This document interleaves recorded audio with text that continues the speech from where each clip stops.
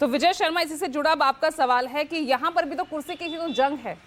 अब इस कुर्सी की जंग में इस तरह से भाषाओं का स्तर गिरना, औरंगजेब, रजाकार, रजाकारों के वंशज, क्या ये जो बयान है, ये मुद्दे हैं, ये वाकई आम जनता से सरोकार रखते हैं? देखिए पूजा जी, जहां तक बात है रजाकार की, तो वो किसने कहा था? खरगे जी ने। और उन्होंने अपना दर्द भी बयां किया था कि किस तरह से मेरी माँ, बहन, रिश्तेदारों को जला दिया गया था। और वो कहते कहते रुक गए कि किन्होंने किया, तो रजाकारों ने किया। किस तरह से हैदराबाद को अलग रखने के लिए गांव के गांवों को जला दिया गया। तो ये बातें इतिहास कौन भूल सकता है? जो इतिहास भूल जाता है वो अपनी संस्कृति भूल जाता है। तो इसमें कौन सी पुरानी बात है? रही बात इसकी विकास पे, आइए बात कीजिए ना। विकास पे बात ही नहीं करते हैं। अगर हम अपने हीरो किसको बनाएंगे? औरंगजेब को। तो क्या हमारा देश विकास कर लेगा? क्या हम आने वाली पीढ़ियों को क्या पढ़ाएंगे, क्या बताएंगे कि औरंगजेब हमारा हीरो हो सकता है? क्या इस देश का हीरो हो सकता है? क्या एक आक्रांत था, उसका हीरो बनाने की कोशिश कर रहे हैं। टीपू सुल्तान को हीरो बनाने की जो कोशिश करते हैं, क्या चुनावों में न इस तरह की बातें नहीं आएंगे? क्या अगर आप सामने से बात करेंगे तो पाकिस्तान कौन लाता है, तुष्टीकरण की बातें कौन करता है, ये जग जाहिर है, सबको पता है। अब आप मुझे बताइए, ये बातें करते हैं इस तरह की, म्यांमार से जो रोहिंग्या आए हैं वो जम्मू तक पहुंच गए, इनके राज में पहुंच गए।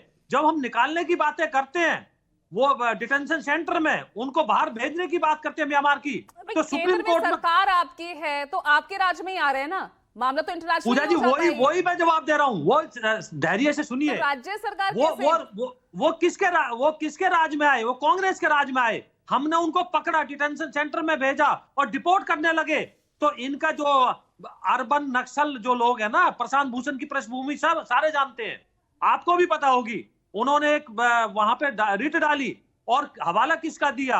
अंतरराष्ट्रीय न्यायालय का, कि इनकी जान को खतरा है वहां म्यांमार में। अरे भाई, उनकी जान को खतरा है तो बांग्लादेश भेज दो। बांग्लादेश के हैं वो।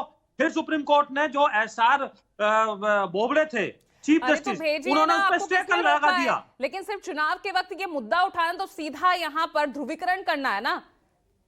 अच्छा, मतलब कोई घुसपैठिया आके हमारे संसाधनों को यूज करें, हमारी नौकरी खा जाए, डकैती डालें, मर्डर कर दें, रेप कर दें, हम चुनावों में जनता को ना बताएं ये कैसे दो मुंहे लोग हैं जो हमारे संसाधनों पर डाका डाल रहे हैं।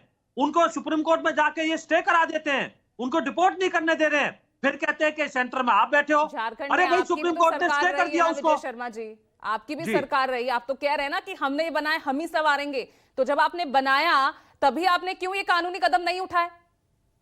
तो ये कानूनी कदम तो उठा रहे थे हम उनको डिपोर्ट करना चाहते थे, तो ये सुप्रीम कोर्ट में जाके बोबड़े साहब ने स्टे कर दिया। उस टाइम के वो चीफ जस्टिस थे, 3 बेंच की जो वो थी 2021 में। हमने तो प्रोसेस चलाया था, लेकिन इसके लिए हम कानून लाएंगे। एक एक घुसपैठिया बाहर होगा, इनके मंसूबे फेल करके मानेंगे हम। देश के संसाधन देश के गरीबों के लिए, आदिवासियों के लिए, दलितों के लिए, ओबीसीयों के लिए, इनके लिए, किसी घुसपैठिया के लिए नहीं है। 2019 तक हम ये वोट जिहाद नहीं सुनते थे, क्योंकि एक मुश्त वोट तब सर्व समाज, सर्व कल्याण की बात होती थी। लेकिन अब वोट जिहाद की बात होती है, लैंड जिहाद की बात होती है, क्योंकि वही वोट बैंक की राजनीति और वही आपसे खिसक रहा है। पूजा जी, एक बात बताइए, वोट जिहाद है नहीं क्या? मैं आपको, अगर मुझे समय दोगे तो एक एक आदमी की 9 वोट हैं। तो ऐसे मुंह करके अगर सविता वोट डालने जाती है तो 1 वोट डालती है, अगर सबीना वोट डालने जाती है तो 9 वोट डालती है। ये वोट जिहाद नहीं है क्या? इतने सारे आंकड़े पकड़े गए हैं, चुनाव आयोग ने पकड़े हैं बहुत सारे। कल ही एक टीवी डिबेट में मैंने देखा था कि सैकड़ों लोगों के, किसी की 7 वोट, किसी की 9 वोट, किसी की 8 वोट, किसी की 11 वोट। तो ये क्या है? ये वोट जिहाद नहीं है क्या?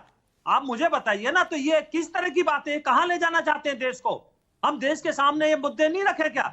विकास पे बात करते हैं, आइए मैं चुनौती देता हूं, विकास पे बात कीजिए, झारखंड में बात कीजिए, आप महाराष्ट्र में बात कीजिए, कहीं बात तो कीजिए ना। इस तरह की थोड़ी होती है। हम देश के सामने सच्चाई लाना चाहते हैं।